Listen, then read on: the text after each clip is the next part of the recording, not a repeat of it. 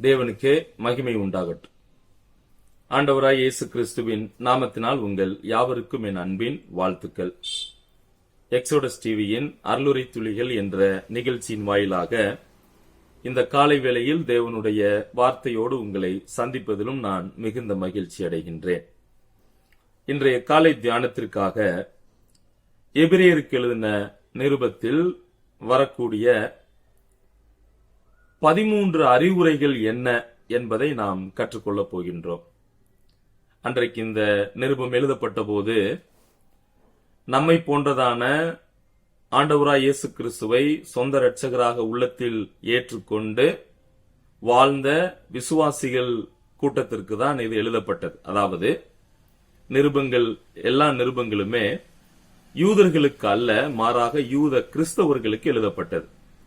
யூதர்கள் என்பவர்கள் யூத மதத்தில் சொல்லப்பட்ட சடங்கு முறைகள், பலிமுறைகள், பண்டிகைகளை எல்லாம் ஆசரிக்கக்கூடியவர்கள். ஆனால் யூத கிறிஸ்தவர்கள் என்பவர்கள் தங்களுடைய யூத மதத்தை விட்டு இயேசு கிறிஸ்துவை பின்பற்றி வந்த ஜனங்கள், விசுவாசிகள், ஒரு கூட்டம். சரி, அப்ப தாங்கள் பின்பற்றி வந்த பழக்க வழக்கங்கள், பாரம்பரியங்கள், இவைகளையெல்லாம் விட்டு இயேசுவை பின்பற்றி வந்தவர்கள் யூத கிறிஸ்தவர்கள் என்று அழைக்கப்பட்டார்கள். இந்த யூத கிறிஸ்தவர்கள் அன்றைய நாட்களில் கிறிஸ்துவுக்காக சாட்சியாக வாழ்ந்தது நிமித்தமாக, அவர்கள் உபத்திரவத்து நிமித்தமாக பல இடங்களுக்கு சிதறடிக்கப்பட்டு அவர்கள் வாழ்ந்தார்கள். இருப்பினும் அவர்கள் எங்கெல்லாம் இருந்தார்களோ அவர்கள் இயேசு கிறிஸ்துவுக்காக சாட்சிகளாக வாழ்ந்தார்கள். அவர்களுக்கு டயஸ்போரா என்ற பெயரும் கொடுக்கப்பட்டது. அதாவது diaspora means one who lived outside of Palestine. அதாவது பாலஸ்தீனத்திற்கு உபத்திரவத்து நிமித்தமாக பாலஸ்தீனத்திற்கு வெளியே போய் கிறிஸ்துவுக்காக சாட்சியாக வாழ்ந்தவர்களுக்கு இந்த பெயர் கொடுக்கப்பட்டது. சரி, இந்த நிருபத்தில் லெட்டஸ் அப்படின்ற வார்த்தை 13 இடங்களில் வருகிறதை நாம் காண முடியும். அதை தமிழில் பயந்திருக்க கடவோம், அடுத்து சேர கடவோம், கடந்து போவோம். சோ இந்த விதமான வார்த்தைகள், அதைத்தான் மொத்தமாக இந்த எபிரேயர் நிருபத்தில் 13 முறை இந்த லெட்டஸ் அப்படின்ற வார்த்தை பயன்படுத்தப்படுகிறதை நாம் காண முடியும். அந்த வார்த்தைகள் என்னென்ன, அதன் மூலமாக நாம் என்ன சத்தியங்களை கற்றுக்கொள்ள போகிறோம் என்பதை நாம் சிந்திக்கலாம். சரி, முதலாவதாக 4ஆம் அதிகாரம், எபிரேயர் 4ஆம் அதிகாரம் 1வது வசனம். 1வது வசனத்தினுடைய அந்த கடைசி வார்த்தையை நீங்கள் கவனியுங்கள். காணப்படாதபடிக்கு, அதாவது உங்களில் ஒருவனும் அதை அடையாமல் பின்வாங்கி போனவனாக காணப்படாதபடிக்கு பயந்திருக்க கடவோம். அப்ப முதல் அறிவுரை, முதல் அட்மோனிஷன் என்ன அப்படின்னா, பயந்திருக்க கடவோம். நான் முன்பே சொன்னேன், அந்த லெட்டஸ் அப்படின்ற வார்த்தை ஆங்கில வேதத்தில் நீங்கள் கண்டறியலாம். முதலாக இங்கேதான் வருகிறது. அப்ப முதல் அட்மோனிஷன், முதல் அறிவுரை பயந்திருக்க கடவோம் என்றதான அறிவுரை. சரி, எப்படி? அதாவது பின்வாங்கி போகாமல், அந்த வார்த்தை அங்கே பயன்படுத்தப்படுகிறது. பின்வாங்கி போகாமல் பயந்திருக்க கடவோம். let us therefore fear என்று ஆரம்பிக்கிறது. 2வது அறிவுரை எங்கே வருகிறது? 11வது வசனம், இதே அதிகாரம் 11வது வசனத்தில் அந்த கடைசி வார்த்தையை கவனியுங்கள். நாம் இந்த இளைப்பாறுதலில் பிரவேசிக்க ஜாக்கிரதையா இருக்க கடவோம். 2வது அறிவுரை let us labor therefore to enter into the rest. அதாவது 2வது அறிவுரை விழுந்து போகாமல் ஜாக்கிரதையா இருக்க கடவோம் என்ற வார்த்தை அங்கே பயன்படுத்தப்படுகிறது. எதற்கு? அதாவது கீழ்ப்படியாமையினால் விழுந்து போகாதபடிக்கு ஜாக்கிரதை உள்ளவர்களாய் இருக்க வேண்டும். 3வது அறிவுரை 4ஆம் அதிகாரம், இதே அதிகாரம் 14வது வசனம், அந்த கடைசி பகுதி, நாம் பண்ணின அறிக்கையை உறுதியாய் பற்றி கொண்டிருக்க கடவோம். let us hold fast our professor. அதாவது நாம் பற்றி கொண்டிருக்க கடவோம். எதை? நாம் என்ன அறிக்கை செய்தோமோ, நாம் பண்ணின அறிக்கையை நாம் பற்றி கொண்டிருக்க வேண்டும். 4வது 16வது வசனத்தில் இருக்கிறது கடைசி வார்த்தை, சேரக்கடவோம் என்று பயன்படுத்தப்படுகிறது. let us therefore come boldly unto the throne of grace. எங்கே சேரக்கடவோம்? அவருடைய கிருபாசன தண்டையிலே சேரக்கடவோம். அங்கே நமக்கு இரக்கமும் சகாயமும் உண்டு. அடுத்து 6வது அதிகாரம் 1, 2 போன்ற வசனங்கள். அதுல அந்த 2வது பகுதியில் கடந்து போவோமாக, கடந்து போவோம், let us go on unto perfection, கடந்து போவோம் என்றதான அறிவுரை. எதற்கு? பூரணராகும்படி நாம் கடந்து போக வேண்டும். அடுத்து 10வது அதிகாரம் 22வது வசனம். அங்கே நாம் என்ன வாசிக்கிறோம்? 10ஆம் அதிகாரம் 22, சேரக்கடவோம். இங்கே சொல்லப்பட்ட அந்த அறிவுரை அட்மோனிஷன் என்ன அப்படின்னா சேரக்கடவோம். சரி, எப்படி? உண்மையுள்ள இருதயம் விசுவாசத்தினுடைய பூரண நிச்சயத்தோடும் நாம் சேர வேண்டும், சேரக்கடவோம் என்று சொல்லப்பட்டிருக்கிறது. அடுத்ததாக இதே அதிகாரம் 23வது வசனத்தில் அடுத்த அறிவுரை இருக்கிறது. என்ன?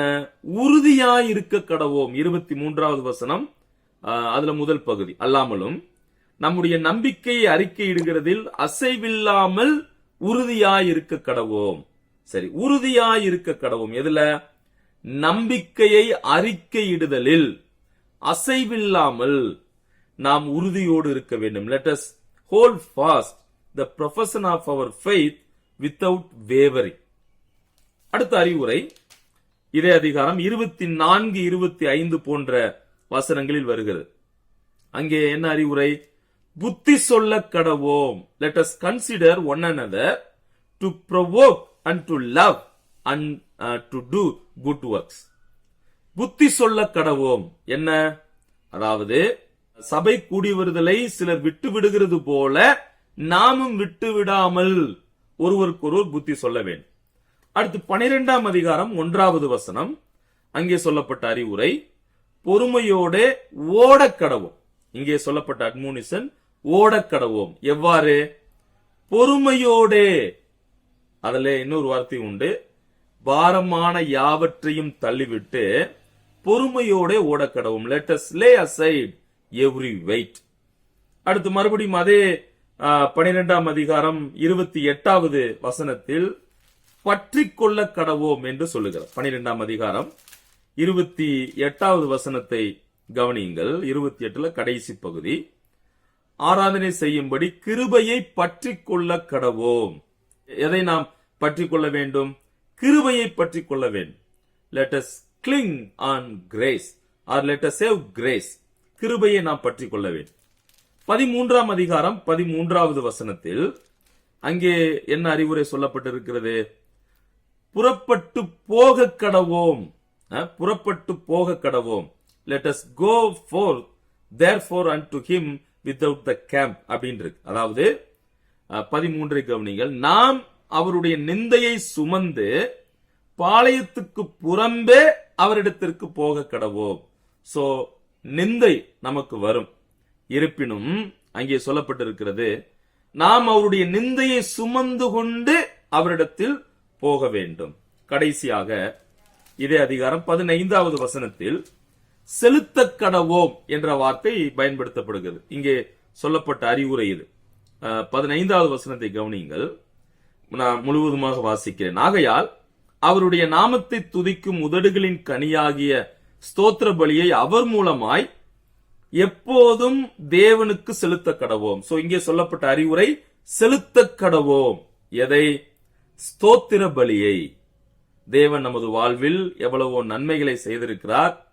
அப்படி செய்த நன்மைகளை நாம் நினைத்து அவரை துதிக்கக்கூடிய அந்த உதடுகளின் கனிகளாகிய அந்த ஸ்தோத்திர பலி, அந்த துதியை நாம் தேவனுக்கே செலுத்த வேண்டும் என்று இந்த அறிவுரை முடிக்கப்படுகிறது.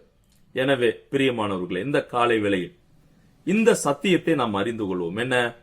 லெட்டஸ், அதாவது நாம் எல்லோரும் என்ன செய்ய வேண்டும் என்றதான அறிவுரைகளைத்தான் இங்கே எழுதின எழுத்தாளர் சொல்லுகிறார். ஒன்னு, நாம் பயந்திருக்க கடவோம். இரண்டாவது, நாம் ஜாக்கிரதை உள்ளவர்களாய் இருக்க கடவோம். பற்றி கொண்டிருக்க கடவோம். சேர கடவோம். கடந்து போவோம். அடுத்து உறுதியாய் இருக்க கடவோம். புத்தி சொல்ல கடவோம். அப்புறம் ஓட கடவோம், அதாவது பொறுமையோட ஓட வேண்டும். அப்புறம் கிருபையை பற்றி கொள்ள வேண்டும். அவரிடத்தில் நிந்தையை சுமந்து கொண்டு போக வேண்டும். செலுத்த கடவோம்.